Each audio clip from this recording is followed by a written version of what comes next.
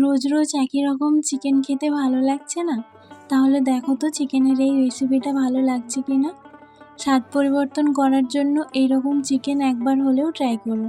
প্রথমে কড়াইতে দিচ্ছি সরষের তেল, ছোট ছোট করে কাটা চিকেনের পিস, লবণ আর সাজিরে এই সব কিছুকে হালকা ভেজে তুলে নেব। ওই তেলের মধ্যে দেব পেঁয়াজ, রসুন, টমেটো, কাজু, কাঁচা লঙ্কা, আদা, দারচিনি, 2টো এলাচ, 2টো লবঙ্গ, 3টে গোলমরিচ। এই সব কিছুকে ভেজে পেস্ট করে নেব।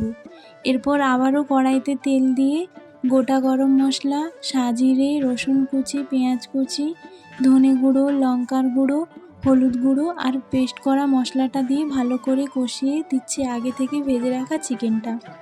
মশলার সাথে চিকেনটা কষানো হয়ে গেলে দেব অল্প লবণ আর পরিমাণ মতো জল। গ্রেভিটা একটু ফুটে গেলেই চিকেনটা তৈরি। আজকে তাহলে আসি।